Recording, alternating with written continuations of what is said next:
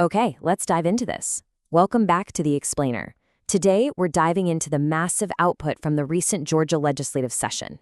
You know, when lawmakers gather, the sheer volume of debate and drafting can be incredibly difficult to track. So we're going to figure out what it all actually means for your day-to-day life.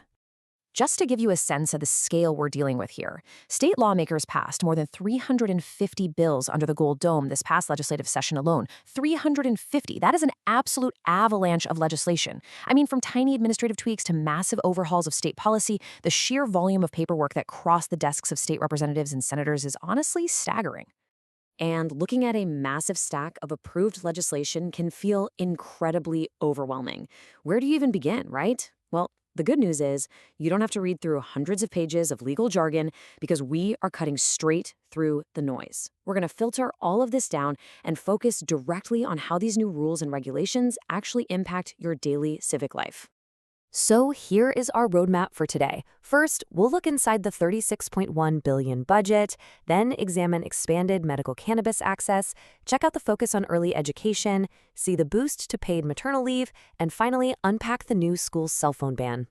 All right, first up on our list, inside the $36.1 billion fiscal year 2025 budget.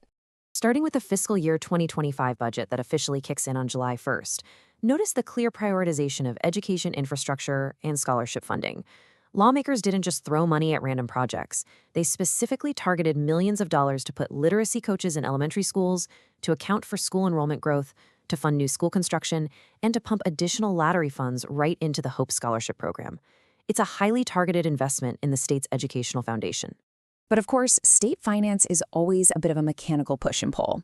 On one side, lawmakers voted to continue paring back the state's income tax rate, and they created exemptions for some cash tips and overtime. Sounds great, right?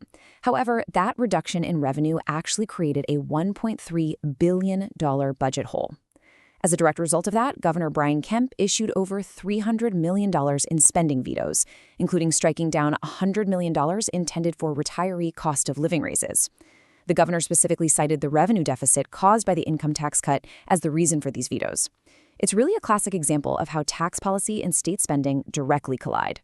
So you might be wondering, how does the state cover the rest of that deficit caused by the tax cuts?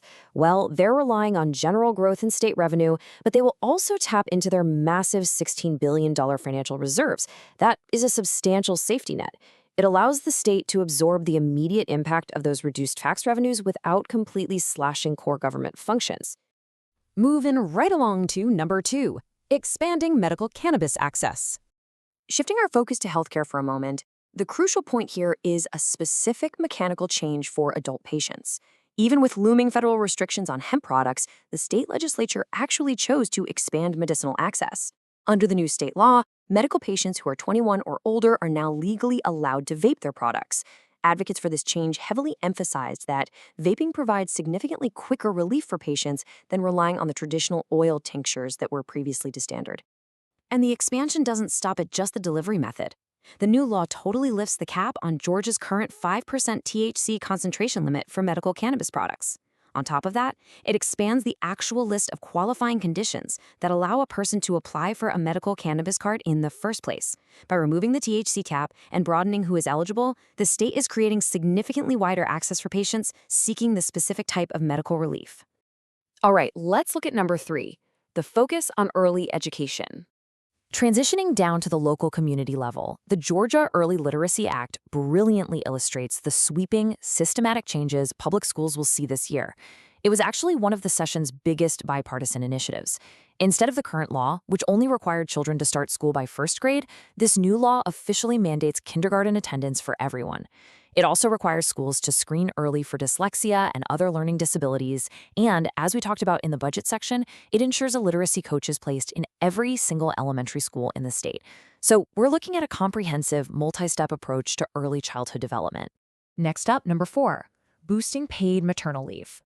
Moving from regulations for students to the adults working in these educational systems and across state government, this new law builds a much stronger safety net for state employees and K-12 educators.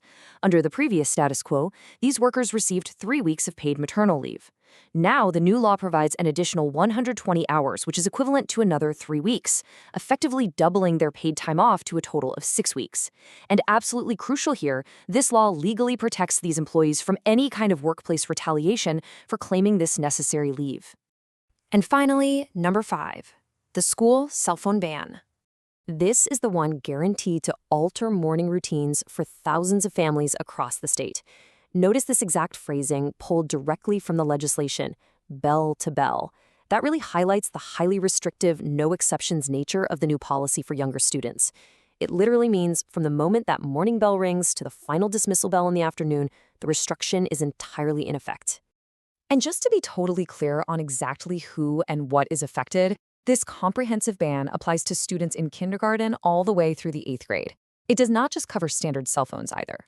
The rule strictly prohibits cell phones, smartwatches, and basically any other personal electronic devices in the classroom.